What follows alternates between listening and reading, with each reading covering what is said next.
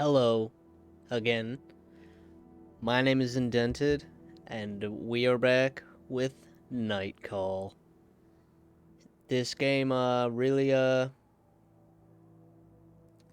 threw me for a loop last time. I did not expect it to be as gripping and enticing as it is. But I really want to play more. So we are exactly where we left off. I'm excited. Let's do this. But first, maybe subscribe for me. Maybe hit the like button. Alright, here we go. Maybe ring the bell. Maybe leave a comment down below. Maybe share this with a buddy. Maybe do all the things that I would like you to do. Here we go. You take a second to enjoy the silence of your studio apartment. Outside, the city is slowly waking up. You can still hear the hum of the taxi buzzing in your ears. You throw the files Bousset gave you on the table. On the wall, you hung up the big corkboard where you used to pin up photos of your nephews. They've been gone since you got out of. Your plan is simple. Jot down all the pieces of evidence and connect them to the suspects. The guilty party won't necessarily be the one with the most evidence against them, but the one with the most compelling evidence against them. It's like you're building a story about each suspect, trying to understand their motives, understand how he or she got into the situation. Your neighbor flushes the toilet. Out of the corner of your eye, you can see the pipe shake.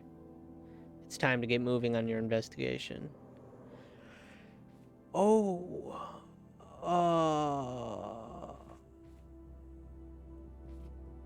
bored. Okay. Autopsy report, victim 3, victim 4? Killer case. Picture of the crime scene.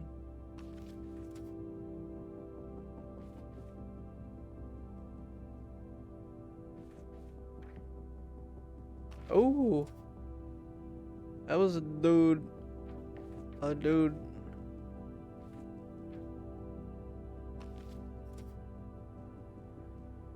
Okay. What is that the time up there?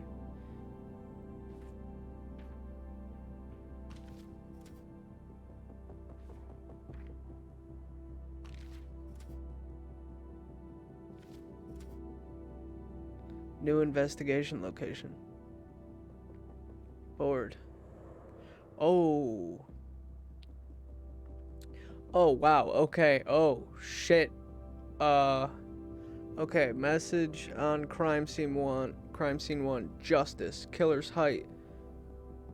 Less than 1 meter. I don't know conversion rates. Death equals execution.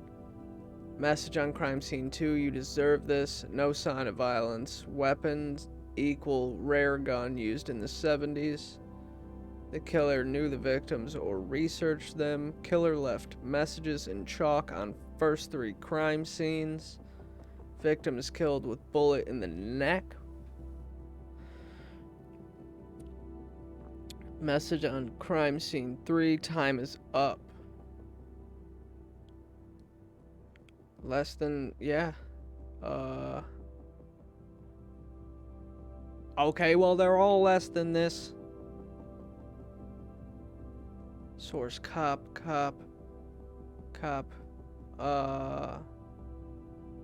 Well-known lawyer from Saint Ouen. Defender of Dollar case. Defender of several molested kids in poor neighborhoods. Was a promising football player when he was 10. cop in Paris. Ooh, we got a cop on the board. Dad was a cop, financial affairs, died 2 years ago. Mom got health issues after Rectidon health scandal. Gay in a relationship, never disclosed his information at work. Homeless man with unknown background, briefly worked for Charles Bourrigan. Victim 2 in the 90s, got health issues after Rectidon health scandal, a couple of arrests for breaking and entering. Medical examiner in Paris, Claudia Campos. Escaped from Argentina when she was young, lost her parents to the Argentinian junta. The process. Paul Marie Fragonard,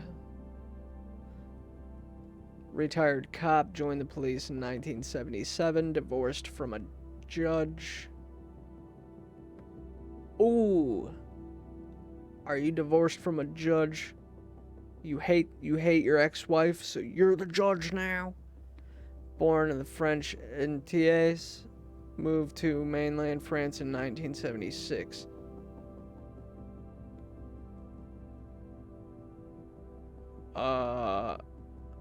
Oh, I moved these. Oh. Time is up. You deserve this. Justice. I think it could be this guy. I don't know.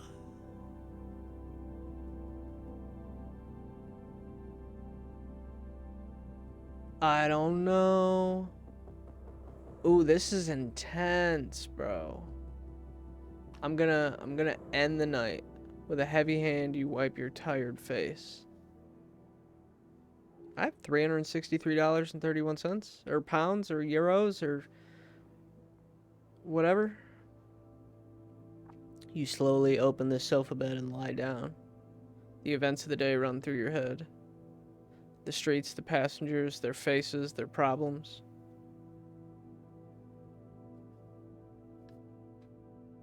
I don't know if I'm cut out for this.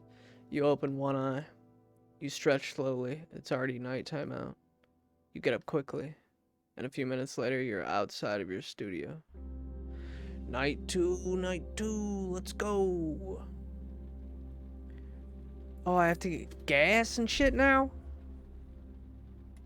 Oh, this was one of the people, right? Yeah, that was one of the people. Okay, there's my gas gauge. Oh, I can listen to the radio. Hey, pal, can you help me out? Yeah, sure, let's do this. The door opens. It's Hervé, a homeless man, like hundreds of others in Paris. Yeah, it is. You've known each other for years, and every now and then he asks a favor of you to drive him someplace. As usual, he greets you quietly, though he always seems a little on edge. Hey, buddy, what's up, pup? He has a strange verbal tick that you've never really understood. You start the cab. Pretty cold out. Pretty cold tonight, right? His voice has a peculiar lilt to it, as if certain syllables were sung to stop from stuttering. Hey, aren't you cold with your ass stuck to the car seat of yours?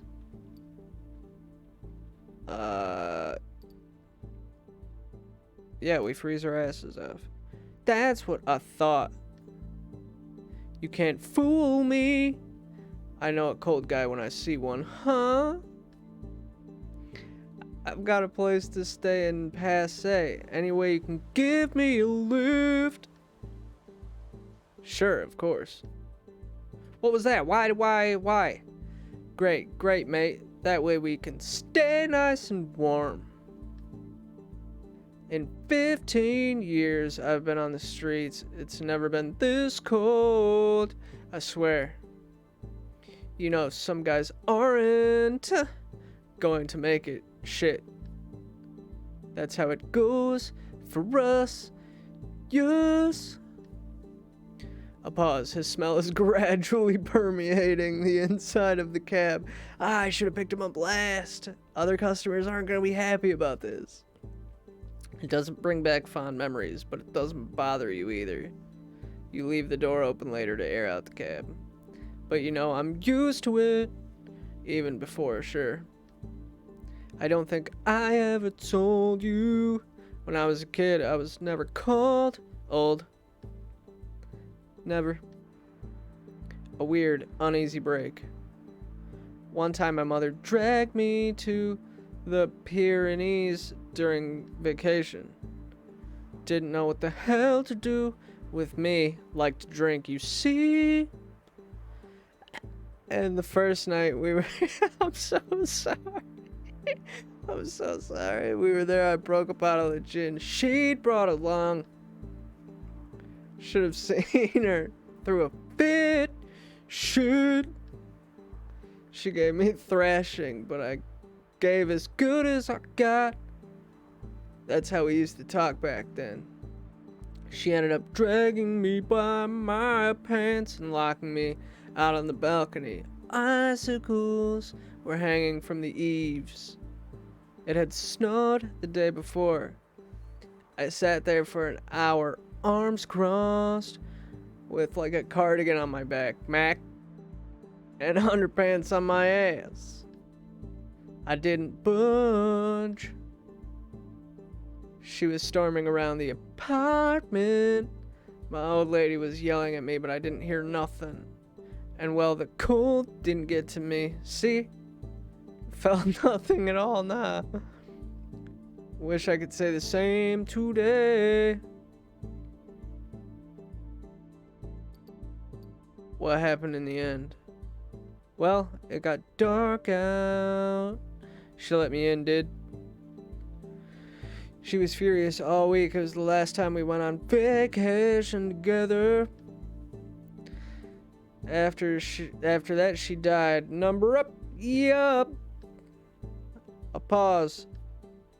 I used to tell my buddy Seb that story all the time. You know, the tall black guy who used to hang around with me. Yeah. Well, he really loved that story. He asked me to tell it to him over and over again. But I think what he really loved was hearing me talk about my old lady. You know what I mean? Doesn't make us any younger. The cab pulls up to the shelter in Passay. Fuck! The last time I was here, there was a protest out front. A bunch of guys from the neighborhood who didn't want us to squat the place. They were yelling their heads off, sounded like a bunch of goddamn sailors. Yeah, sailors. So I guess even those rich dudes have balls. He exits the cab. Thanks, man. I know I can count on you. Good luck. He rubs his hands together and walks towards the shelter. I did that for no money.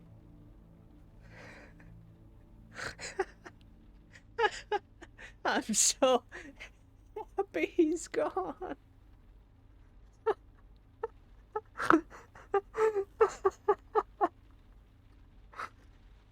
Oh man, if you can't laugh at yourself, you know?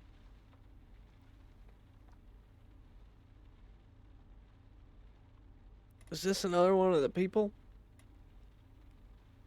I can probably do another fare, right? No newspaper available, listen to the radio. Your finger is poised in front of the car radio. You're trying to find something to listen to. Listen to news. You happen upon the nighttime news. In a vox pop about the judge, a bystander brings up the fact that the police have still not arrested the homeless man seen near the crime scene. You raise an eyebrow at this bit of news. You didn't know that. As soon as the news is over, you turn the radio off so that the cab is silent again. Aha, dude. Aha.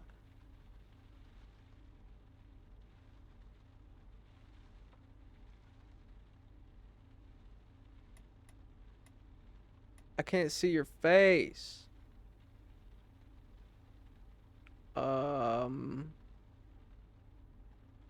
Shit. None of these people look like what is this? What is this?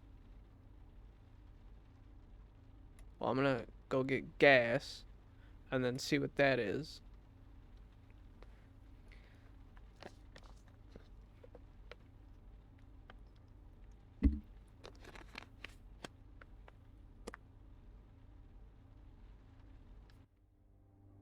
You pull over and stop at a gas station.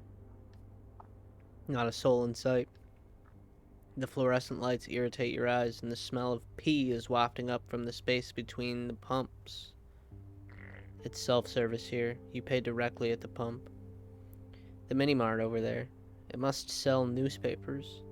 The person behind the counter must see and hear things. Might be worth asking a couple questions. The place is shady as ever. You're careful of getting out of the cab. Enter the shop. You walk into the mini-mart. Behind the counter, a student doing his homework lazily raises his head. Hi.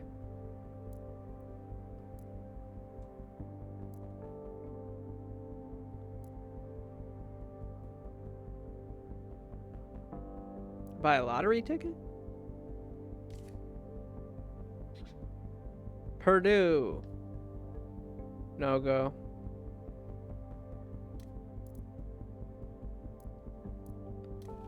Buy a newspaper? Okay. Say, a guy like you, someone who spends most nights here, you must know something about the killer, right?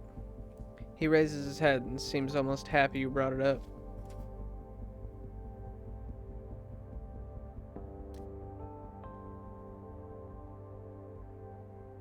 No. Wait, what? What? I don't understand.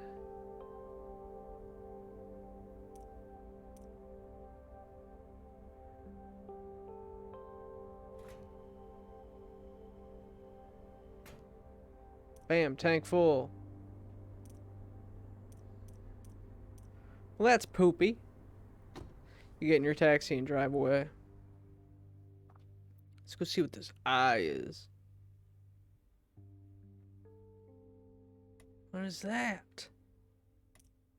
Read the newspaper. You pull a newspaper out of your glove compartment and start leafing through it. Eventually, something grabs your eye. It's a quite involved article about the infamous police leaks affair. Who, why, and how all that confidential data was released to the public. The Justice Department is now looking at corrupt and violent cops who are known to be out of line. Concerned associations applaud how transparent they're being.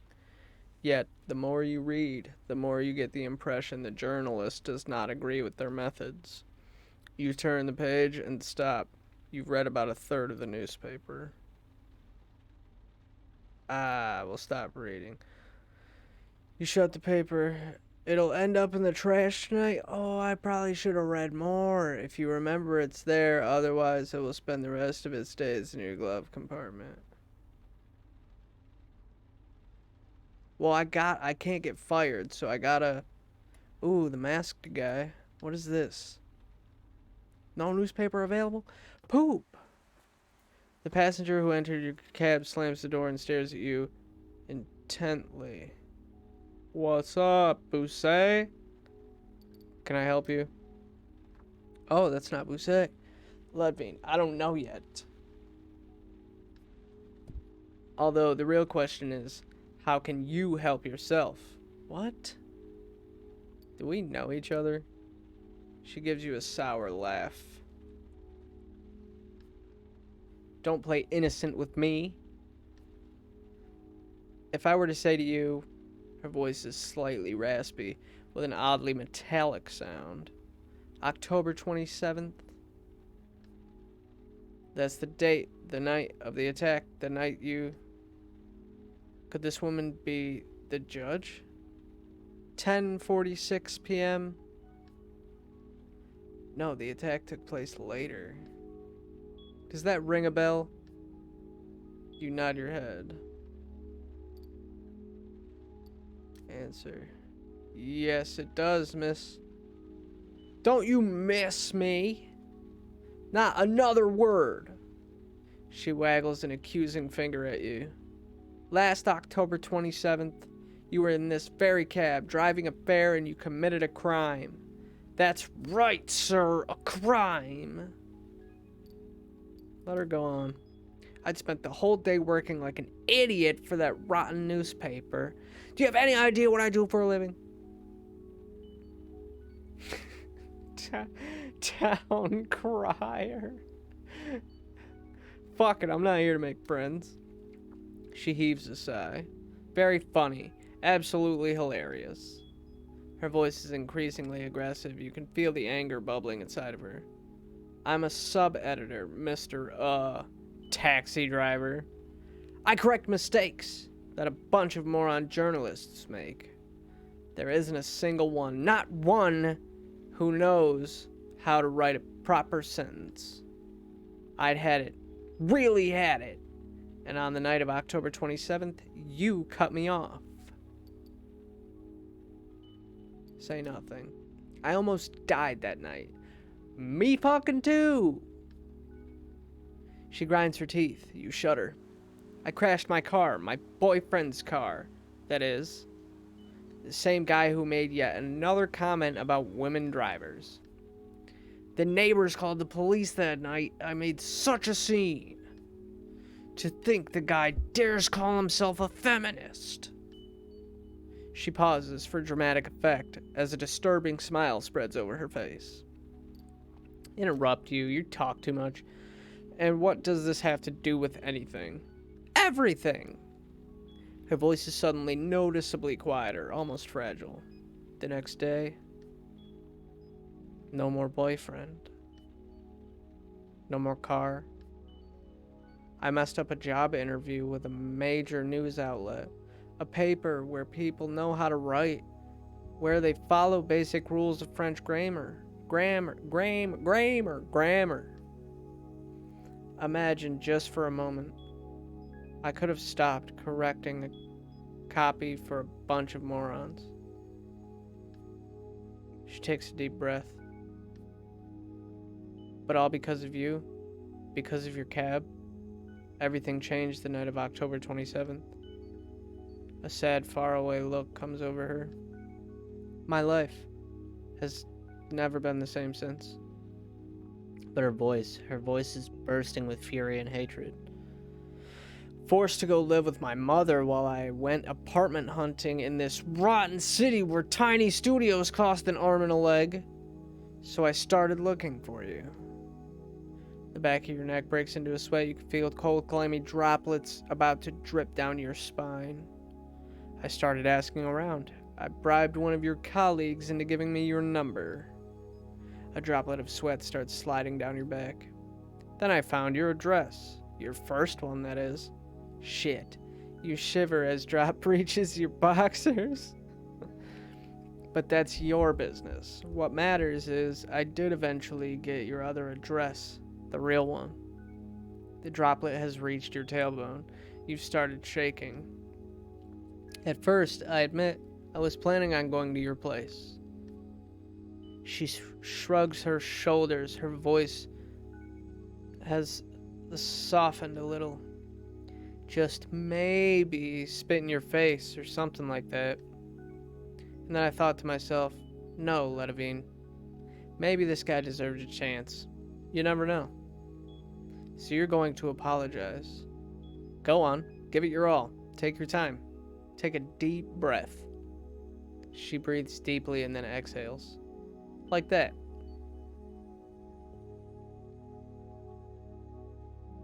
Do I apologize? Do I tell her about the attack? Or do I fist icon and ask her to leave the taxi? You know, but did you do it? Why would you be here now? I'm gonna apologize.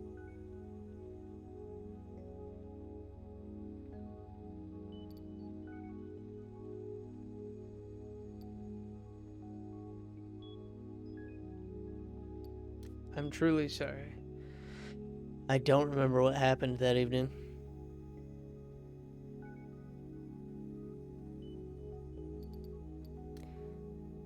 Sorry for everything that happened. Your car, your ex, the job. Sorry. Even though it's not my fault. Say nothing else. Shit. She heaves a sigh, dispelling her anger all at once. I don't know what to say. You were, then I. It was. Her voice is slowed down. It was. A smile lights up her face. It was exactly what I needed to hear. I've been thinking about it for months, going over and over it every second of the accident. Telling myself it could have been different, less complicated. Less, well, you know. Actually, I don't. She nods her head. It doesn't matter. Thanks. All her anger has evaporated. No more looks that could kill, simmering rage or grinding teeth. My boyfriend was a jerk anyway. And then this job, maybe it wasn't so great. She gives you a little smile. I tend to get all worked up about things. You'd noticed. And sometimes I take things a little too far. That too. In Paris, I guess we are quick to forget about being so nice to each other, about being polite, and for a taxi driver, you're a real sweetheart. She gives a short laugh. This is what I suggest. I'm going to exit the cab. I'm going to go for a little walk in the cold and get my mind off things. I have to learn to, her voice falters, manage my anger. It's eating me up. She shakes her head and then, without another look your way, goodbye. The door opens and closes. You're alone in the taxi, your head spinning slightly as if you'd had a drink, just one, but something really strong. You briefly try to remember that night. Nothing. Nothing but a vague impression of something behind you, the killer's silhouette, a fleeting presence. You shake your head. There's nothing more than before. If only you had turned around, everything would have been easier. If you had seen the face of... All at once you start the cab.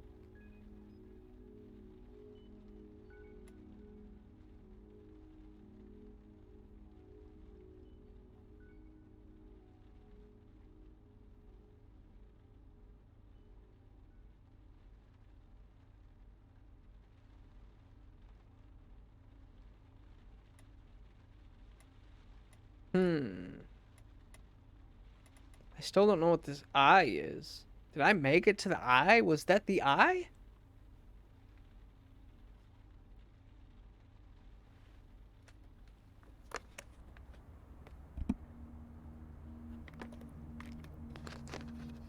You park a few streets away from the Argentinian embassy. You wait there for your contact. Oh, this is where I go.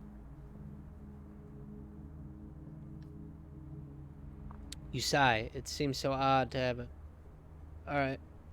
Okay. You get... Oh, no. Fucking turn off. Sorry about all that. The gate opens and someone moves towards you. They indicate you should follow them. The person's face is hidden by an oversized hoodie. Your heart starts beating faster. What if it was... Who are you? It's me, Jamie. You're David's buddy. You immediately recognize his accent. You don't feel like you're in any danger and decide to follow him. You walk into a narrow covered passageway, probably the entrance to a parking garage. The man turns around and lights up a cigarette. The lighter lights up his face for a second. A young man with curly hair, pale skin. He looks young. Very young. That'll be 250 euros. These are euros. For the intel? Yeah, for the intel. He laughs, a strange guttural sound. What do you think this was? A date? You want information or Gorodishare? Gorodishare. I got info on Gorodishare. And it'll cost you 250 euros, so what will it be? Bargain. He raises his hand in front of his chest and his accent becomes stronger. No. It's 250 euros or nothing. If someone learns I fished around, they'll fire me on the spot. But that's a lot of money, though. Who is Gordon Gorcher? Fuck it, I'll pay it. Damn it, I have $71. For that price, I hope the intel is good. You pay. Listen up, because I'm not going to say it twice. Gorcher is definitely a colonel from the junta, one of the few who wasn't arrested and put on trial. He is responsible for torturing dozens of political opponents. He tortured and killed them. You know, we don't like him much here, but the rich Argentinians in Paris love him, though they really respect him. Is that all? I read in the newspaper that the killer wrote a message in chalk. Time's up. It was the slogan at the end of the junta. A sort of watchword from the opponents. It was time for them to go. You get it? You nod. A second later, you're back in your taxi with a hole in your wallet, but the new information on one of the victims. If you follow this lead, maybe your investigation will move forward. You start the car and get back to your shift.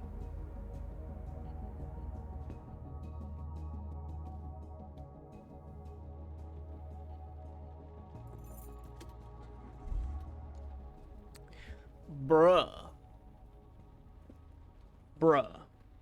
This is... I don't know if I'm cut out for this. This is becoming way more than I thought it was going to be. I don't even know how to... I don't remember the people on my corkboard's faces. I remember the homeless guy who sings and shit, but I don't remember any of the other ones. I remember the old guy that was married to a judge. I remember his face, but I didn't even read the other people's names, or... I'm not a good detective. And, well, I guess, shit, I guess that's the point. This guy's not a detective either.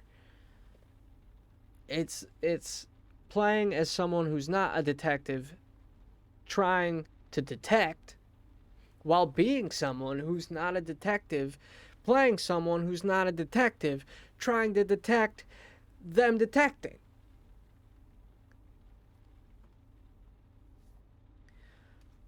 I don't know, man. This is pretty freaking sweet, though. I gotta admit, this game is cool as hell. But that's gonna be it for now. If you're enjoying this, please let me know. Please let me know. Because I'll play more. You know I will.